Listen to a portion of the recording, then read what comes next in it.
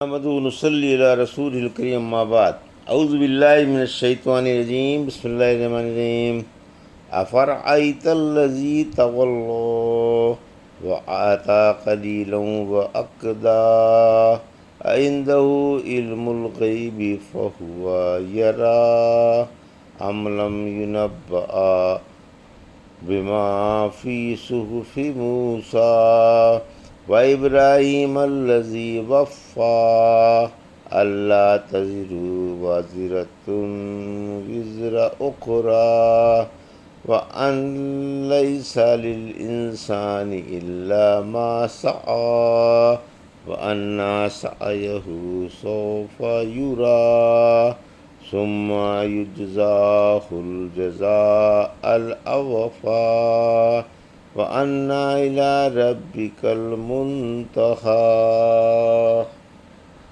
ابھی آپ نے سورہ نجم کی آیت 33 سے 42 کی تلاوت سماعت فرمائی۔ ان آیتوں کا ترجمہ اور تفسیر اس طرح ہے۔ افرأیت الذی تولی، آیت 33، وآتی قلیلا وأکدا، آیت 34، اعنده علم الغیب فهو یری، آیت 35، ام لم ینبأ بما فی صحف موسیٰ، آیت 36، وابراہیم الذی وفى، آیت 37، الا تزر وازرة وزر اخرى، آیت 38، وان لیس للانسان الا ما سعى، آیت 39، وَأَنَّ سَعْيَهُ سَوْفَ يُرَىٰ، آیت 40، ثُمَّ يُجْزَاهُ الْجَزَاءَ الْأَوْفَىٰ، آیت 41، وَأَنَّ إِلَىٰ رَبِّكَ الْمُنتَهَىٰ، آیت 42۔ ترجمہ: بھلا آپ نے اسے دیکھا جس نے منہ موڑ لیا اور کم دیا اور سنگ دل بن گیا؟ کیا وہ غیب دان ہے جو سب کچھ دیکھ رہا ہے؟ کیا اسے اس کی خبر دی گئی جو موسیٰ کے صحیفوں اور باوفا ابراہیم کے صحیفوں میں موجود ہے کہ کوئی شخص کسی کا بوجھ نہ اٹھائے گا، اور یہ کہ ہر شخص کے لیے صرف وہی ہے جس کی اس نے خود کوشش کی، اور یہ کہ جلدی اس کی کوشش اس کو دکھلا دی جائے گی، پھر اس کو کامل ترین بدلہ دیا جائے گا۔ یہ تھا ترجمہ سورہ نجم کی آیت 33 سے 42 کا تفسیر۔ آیت 33، اطاعت سے منہ موڑنے والوں کی برائی۔ جو اللہ کی اطاعت، رسول کی رسالت اور نماز کی پابندی سے منہ موڑ لیں، انہیں جھٹلائیں اور حق نہ مانیں، ان کی برائی ہے۔ آیت 34، بخیل کی مذمت، یعنی اللہ کی راہ میں مال خرچ نہ کریں اور بخیل بن جائیں اور سنگ دلی سے نصیحت مان کر ہی نہ دیں۔ کبھی کبھار تھوڑی بہت بات مان لی، پھر ہاتھ جھاڑ کر الگ ہو گئے۔ جب کنواں کھودتے وقت کوئی سخت چٹان آ جائے اور اس کی وجہ سے کام رک جائے تو اکدا استعمال کیا جاتا ہے، یعنی تھوڑا سا کام کیا تھا کہ بیچ ہی میں ہاتھ جھاڑ کر کھڑے ہو گئے۔ آیت 35، بخل کی مذمت۔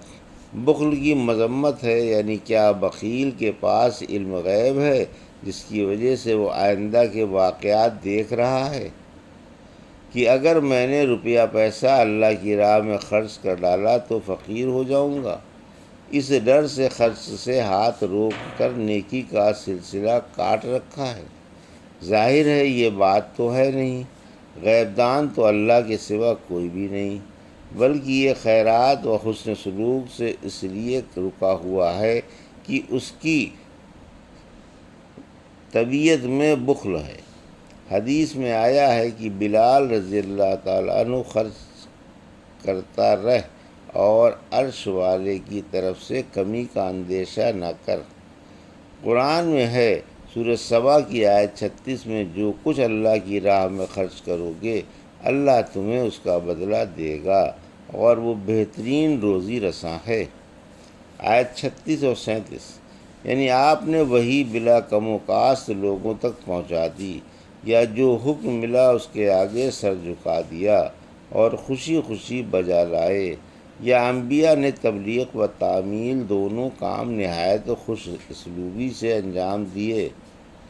سورہ بقرہ کی آیت 124 میں فرمایا، اور جب ابراہیم علیہ السلام کو ان کے رب نے کچھ باتوں سے آزمایا تو انہوں نے وہ پوری کر دکھائیں۔ فرمایا، میں تمہیں لوگوں کا پیشوا بنانے والا ہوں، یعنی ابراہیم علیہ السلام نے اللہ کے احکام بجا لائے، ممانعتوں سے رک گئے اور انتہائی خوش اسلوبی سے فرائض رسالت بھی بجا لائے۔ انہی نیک عملوں کی وجہ سے آپ کو پیشوائی کا منصب ملا، تاکہ لوگ آپ کی زندگی کے ہر گوشے کو نمونہ عمل بنائیں اور آپ کی ہر بات کی اقتداء کریں۔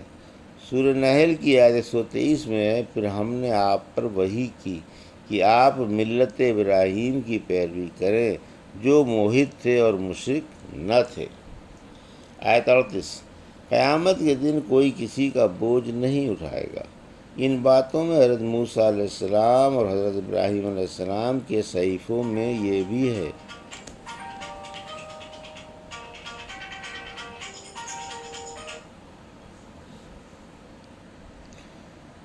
کہ انسان کو اپنی کوششوں کا بدلہ ملے گا، جس طرح کوئی کسی کا بوجھ نہیں اٹھائے گا، یعنی جس نے اپنے اوپر کفر و شرک کر کے یا گناہوں میں پھنس کر ظلم کیا، اس کا وبال اسی پر پڑے گا، کسی دوسرے پر نہیں۔ سورہ فاطر کی آیت 18 میں فرمایا، اگر کوئی بوجھ میں دبا ہوا اسے اٹھانے کے لیے کسی کو بلائے گا تو کوئی اس کا بوجھ نہ اٹھائے گا، خواہ وہ رشتہ دار ہی کیوں نہ ہو۔ آیت 39، کسی کو اس کی کوششوں ہی کا بدلہ ملے گا۔ ان صحیفوں میں یہ بھی ہے کہ انسان کو اپنی کوششوں کا بدلہ ملے گا، جس طرح کوئی کسی کا بوجھ نہیں اٹھائے گا، اسی طرح کسی کو کسی کی نیکی کا ثواب نہیں ملے گا۔ اس آیت سے یہ ثابت ہوا کہ قرآن کی تلاوت سے مردوں کو ثواب نہیں پہنچتا، کیونکہ تلاوت مردوں کا عمل و کسب نہیں۔ اسی وجہ سے نبی کریم صلی اللہ علیہ وسلم سے نہ تو اس کا جواز ثابت ہے، نہ آپ نے امت کو شوق دلایا، اور نہ ہی صراحت سے یا اشارے کنائے سے اس پر ابھارا۔ ایصال ثواب کے لیے تلاوت صحابہ سے بھی ثابت نہیں ہے۔ اگر یہ عمل خیر ہوتا تو صحابہ کرام ہم سے پہلے اس میں سبقت لے جاتے۔ یاد رکھو، نیکیوں کے کام قرآن و حدیث کے صاف صاف حکم ہی سے ثابت ہوتے ہیں، یہاں قیاس و رائے کی گنجائش نہیں۔ البتہ دعاؤں اور صدقے کا ثواب میت کو ضرور ملتا ہے، جو حدیث و اجماع سے ثابت ہے۔ رحمت عالم صلی اللہ علیہ وسلم نے فرمایا، جب انسان مر جاتا ہے تو اس کا عمل ختم ہو جاتا ہے، البتہ 3 عمل جاری رہتے ہیں: نیک اولاد جو اس کے لیے دعائیں کرتی رہے، یا جاری رہنے والا صدقہ جو اس کے بعد بھی پہلے کی طرح جاری رہے، یا وہ علم جس سے لوگ فائدہ اٹھائیں۔ در حقیقت یہ تینوں عمل مرنے والے کی کوششوں کا پھل ہے۔ حدیث میں ہے کہ انسان کی پاکیزہ اور حلال روزی وہ ہے جو اس نے اپنے آپ کمائی ہو، اور اس کی اولاد اس کی کمائی میں سے ہے۔ معلوم ہوا کہ جو انسان مرنے کے بعد اس کے لیے دعائے مغفرت کرتی ہے، خود اسی کا عمل ہے، اور صدقہ جاریہ جیسے وقف وغیرہ اس کے عمل کے آثار ہیں، کیونکہ اسی کا کیا ہوا وقف ہے۔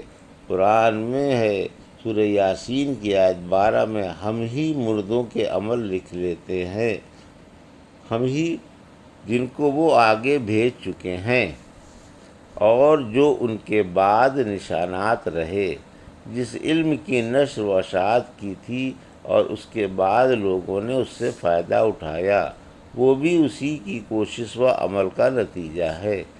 صحیح حدیث میں ہے، جس نے ہدایت کی طرف کسی کو بلایا، ہدایت پر آنے والے کے برابر اسے بھی ثواب ملے گا، اور ہدایت پر آنے والوں کے ثواب میں کمی نہ ہوگی۔ آیت 40 اور 41، یعنی قیامت کے دن انسان کو اس کی کوششوں کا پھل دکھلایا جائے گا۔ سورہ توبہ کی آیت 105 فرمایا، آپ فرما دیں تم عمل کیے جاؤ، ان قریب اللہ اور اس کا رسول صلی اللہ علیہ وسلم اور مومن تمہارے عمل دیکھ لیں گے، اور تم جلدی ہی چھپے کھلے جاننے والے اللہ کی طرف لوٹائے جاؤ گے، پھر وہ تمہیں تمہارے عملوں کی جزا دے گا، یعنی ان کا پورا پورا بدلہ دے گا۔ اگر اچھے عمل ہیں تو اچھا بدلہ، اور برے عمل ہیں تو برا بدلہ۔ یہاں بھی یہی کہا گیا ہے۔ یہ تھا سورہ نجم کی آیت 33 سے 42 کا ترجمہ اور تفسیر جو بھی آپ نے سماعت فرمائی۔ بارک اللہ لی و لکم فی القرآن الحکیم ونفعنا ایاکم بآیات الذکر الحکیم۔